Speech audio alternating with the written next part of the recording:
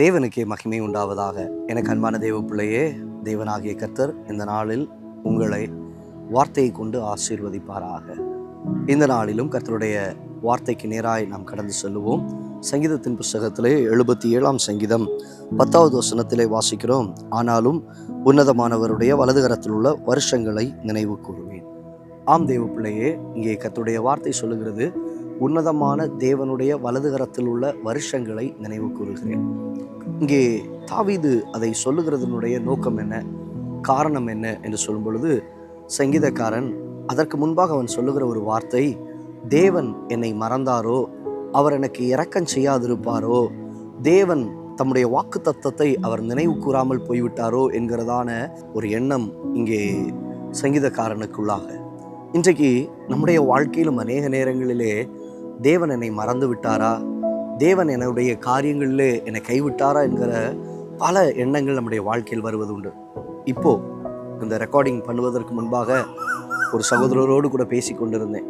அவர்களோடு கூட பேசி கொண்டு வரும் பொழுது அவர் சொன்ன ஒரு வார்த்தை, இன்றைக்கு காலையில் கர்த்தர் என்னோடு கூட பேசின அந்த வார்த்தை, பி ஸ்ட்ராங் மூலமாய் கர்த்தர் பேசின வார்த்தை ஒரு நம்பிக்கையை எனக்கு கொடுத்தது. அப்போ அவர் சொன்னார், சில கடன்களை நினைத்து உடைந்து போயிருந்தேன், ஆண்டவர் உன்னை அதிசயங்களை காண பண்ணுவேன் என்று சொல்லி கர்த்தர் என் கூட பேசினார் என்று சொன்னார். அப்போது இந்த வார்த்தைகளை நாங்கள் தியானித்து கொண்டே வந்தோம். தேவ பிள்ளையே, உங்கள் வாழ்க்கையில் அதே போல தான் நடந்து வந்த பாதைகள் அநேகம் உண்டு, கடந்து வந்த பாதைகள் அநேகம் உண்டு.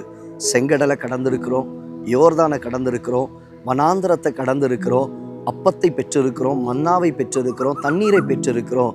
அப்புறம் ஏங்க நீங்கள் கலங்குறீங்க? அவருடைய வலதுகரத்தில் உள்ள வருஷங்களை நினைவு கூறுங்க. கர்த்தர் உங்களை எப்படி நடத்தி வந்தார் என்பதை.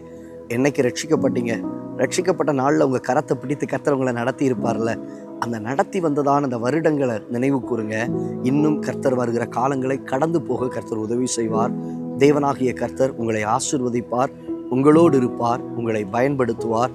தேவனாகிய கர்த்தர் உங்கள் வாழ்க்கையிலே செய்யப்பட வேண்டிய சகல நன்மைகளையும் அதன் காலத்திலே நேர்த்தியாய் செய்து உங்களை வழி நடத்துவதற்கு அவர் உண்மை உள்ளவராய் இருக்கிறார். கண்களை மூடி நாம் ஜெபிக்கலாமா? நல்ல தகப்பனே, இந்த வார்த்தைகளை கேட்ட உங்களுடைய பிள்ளைகளுடைய வாழ்க்கையில் பல சூழ்நிலைகளிலே இறுகி போயிருக்கிற தன்மைகள் மாறட்டும். உம்முடைய வலதுகரத்தில் உள்ள வருஷங்களை நினைவு கூற உம்முடைய பிள்ளைகளுக்கு கிருபை பாராட்டும்.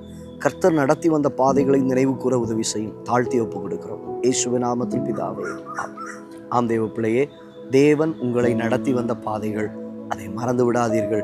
கர்த்தர் உங்களை நடத்தினார்ல, வருடங்களில் நடத்தினார்ல, வருட கணக்கில் கர்த்தர் நடத்தினவர், வருகிற காலங்களிலும் உங்களை நடத்த போதுமானவர். God bless you. God bless you.